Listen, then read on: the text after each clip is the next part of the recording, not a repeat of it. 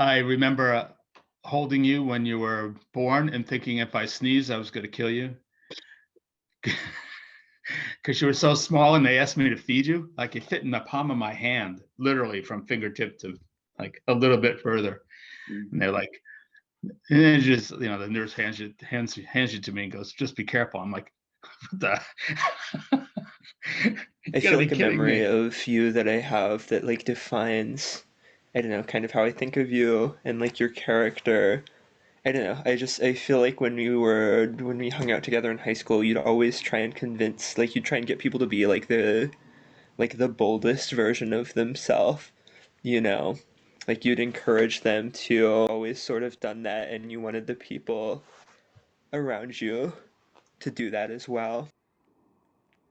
The first one that pops in my head is, I guess it's like a theme more so as I'll choose the specific, I guess, but during camping at Lake Casitas, we're like all around the campfire, all our friends and everything, and um it's like one of those times that like everybody wants to open up and really talk, but nobody kind of goes for it.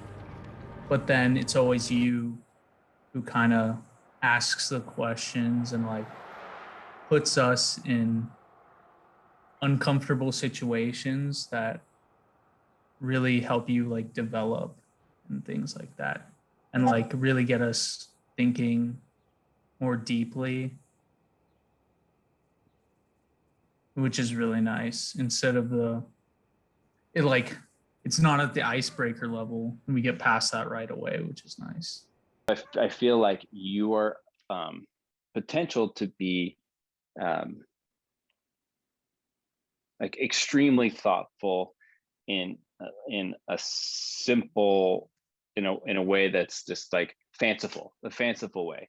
Like you can just sort of at the snap of a finger, you can turn on a creative side of you that's just has an endless depth. For good or bad, we'll take a conversation to as you did last night, to a level of like, you won't stop talking about something, and that can be good.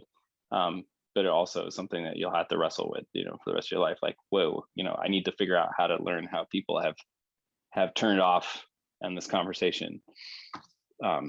That's the bad side. The good side is, if someone wants to have a conversation, you're the guy. And this is going to sound really corny, but it's sort of the eternal nature of love, I think, that makes me carrying each other's burdens, carrying each other's stuff, and listening to each other's questions. And that kind of love, I think, is what is more the basis for me hanging on to faith than anything else. Yeah, it's either that or you think John Calvin knew everything there was to know about God. Yeah. And just none of that made any sense. And what little piece of it I get is seen more in my relationships than it's seen anywhere else. So I do not believe in God. I don't know.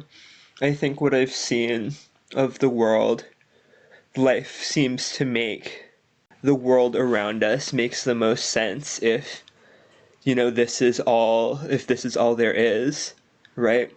I feel like this doesn't seem to me like a world that was created with some divine purpose or some like greater ultimate justice in mind. It feels like a world that just sort of happened, and that can be good or bad, and we're just trying to like make the best of that. I feel like growing up, I never feared death, and I don't know if I fear it now or not, which is really weird.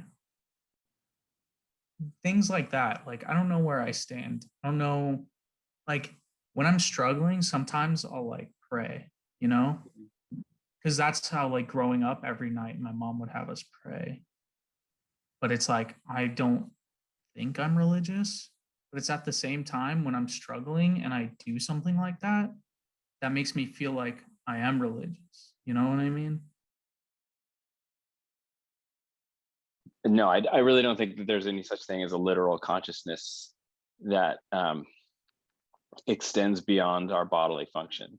So it's just an illusion of our own making to justify our existence, and obvious domination of a world that would rather spit us out. So no, I don't believe there's a God. I don't believe that I believe that, like, metaphorically those things exist, in the same way that an idea of beauty exists. So the idea exists that there is such a thing as beauty, or any sort of metaphysical thing. I believe that those things exist in the sense that they're conceptions that we have, concepts that we have, and that we work with, and that has value. The Peggy Lee song. If Oh, that's Peggy. all there is. There's a famous song she sings called "Is That All There Is?" Let's dance, and she goes through this whole routine of if this is it, and let's just gathered me in his arms. It's a very sad song. It's Rushed from through the the burning 60s. building on the pavement, and I stood there, shivering in my pajamas, and watched the whole world go up in flames. And when it was all over, I said to myself, is that all there is to a fire? Is that all there is? As long as you make me sound intelligent, I'm fine. We are our bodies, and that shape the way our mind exists in our brain, and that shapes the way we think and we operate, and I don't think there's anything beyond that. No, it's front ways and big, bro. Just get your butt down on your platform flat, and you'll be fine. And when I was 12 years old, my daddy took me to the circus, the greatest show on earth. There were clowns and elephants and dancing bears, and a beautiful lady in pink tights flew high above our heads.